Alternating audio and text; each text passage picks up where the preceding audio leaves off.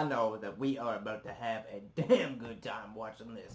What is going on, y'all? It's your man Jeff, and we are back here with another one.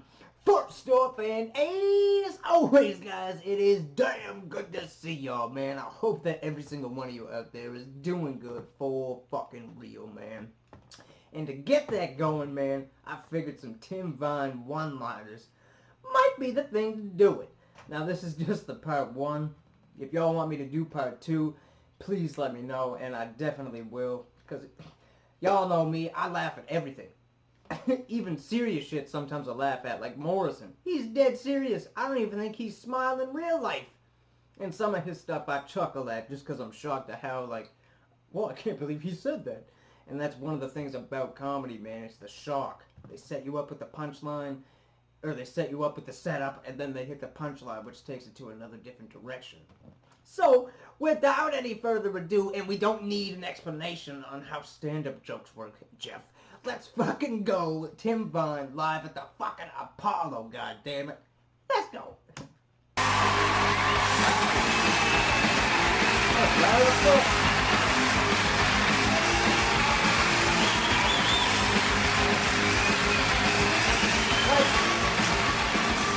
Good evening.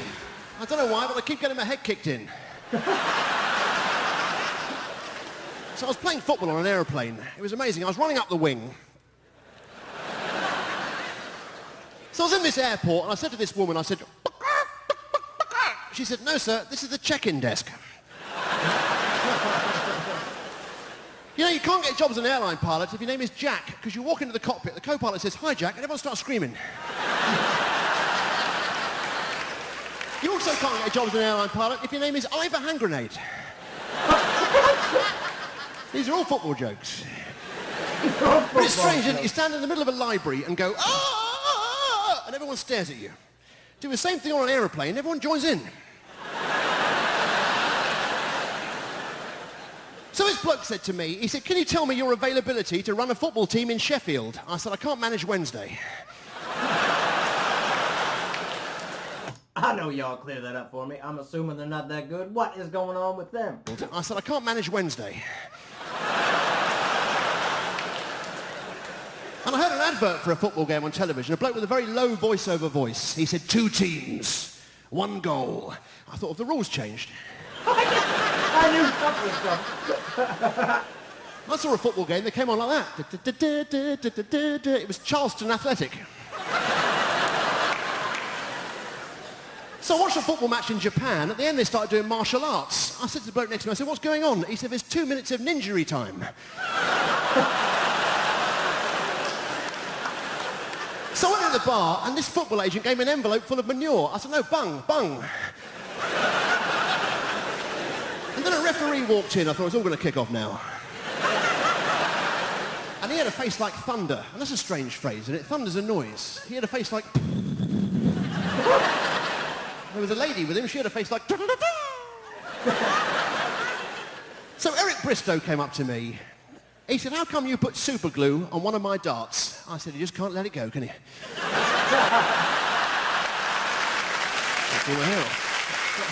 So Robin Hood came up to me. I said, where'd you keep your arrows? He said, in the quiver. I said, where'd you keep your arrows?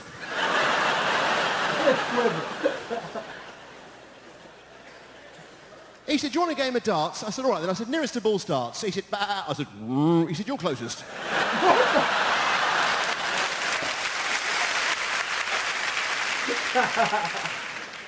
So I was working in a health food shop. This bloke walked in. He said, evening Primrose Oil. I said, Mr. Vine to you.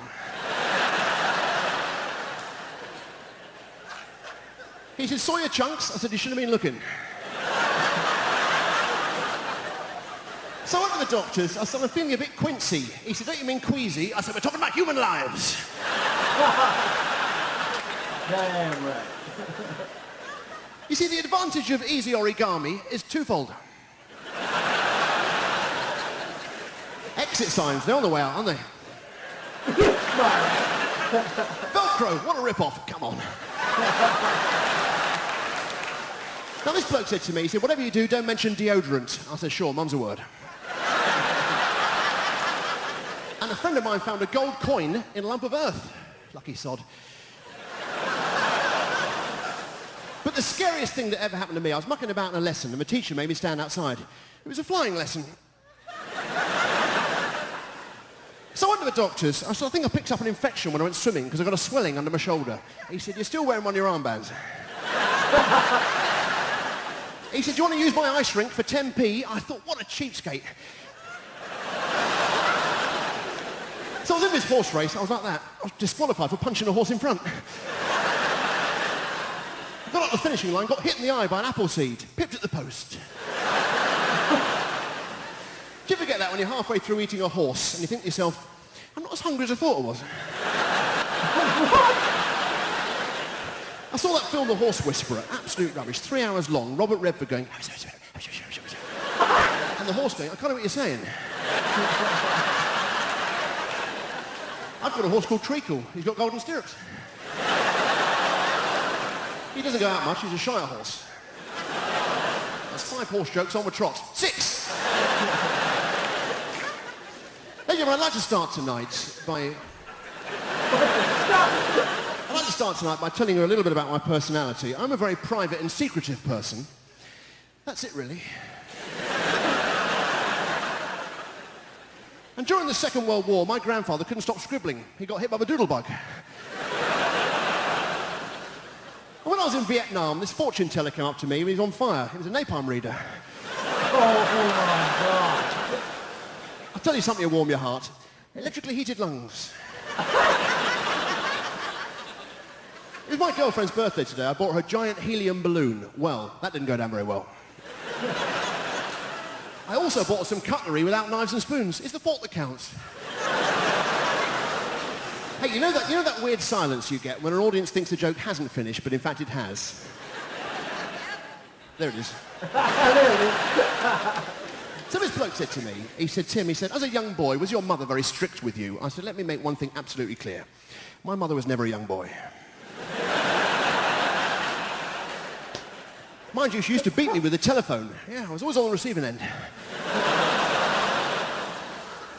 So I bought this DVD. In the extras, it said deleted scenes. I went and looked, there's nothing there. I've got a friend who's got a butler whose left arm is missing. Serves him right. And I went to Pizza Express. I said, give me an American hot. Next thing I know, a big fat guy, Hawaiian shirt, can somebody open a window? I saw a sign that said, watch out for our new menu. I looked round and hit me in the face. I ordered dessert. He gave me tiramisu and a blindfolded horse. I said, no, mascarpone.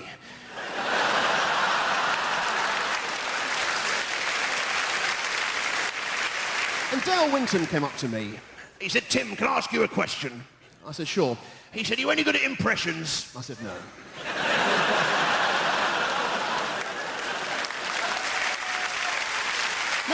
No, please. I've got a lot to get through. Don't start that. And now the big highlight of the show. There it is.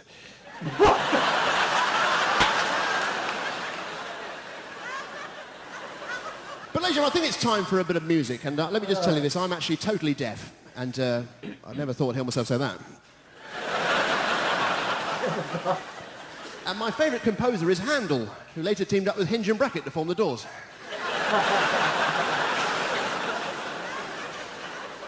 So I went down to a local music shop. I said, can you teach me how to read music? He said, why? I said, because I keep pronouncing it Music.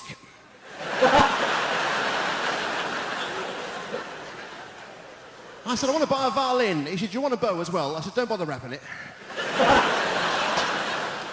I said, I want something that goes ping. He said, ping. I said, you'll do.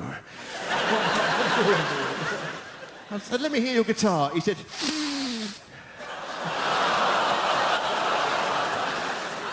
now, ladies and gentlemen, it's time, I think, to sing a song. I'm going to sing you a song. This song is called Alarm Bells. Hit the music, please. Thank you very much. When a man wears trousers, he's still a man. When a girl wears trousers, she's still a girl. When your dad wears lipstick, alarm bells, alarm bells, alarm bells. When the roller coaster's fast, it makes you feel high. When the roller coaster spins, the world whizzes by. When there's blood on the seats, alarm bells, alarm bells, alarm bells. When an airline pilot says fasten your seatbelts, that's all right. When he says there's a bit of turbulence, it's just part of the flight. When you overhear him say, what does that line mean? Alarm bells, alarm bells. When you hear him say, what does that line mean? In your life there are sights and smells, but listen out for those alarm bells. For example, I am now a quarter of the way through my act. Alarm bells, there they are, ladies and gentlemen.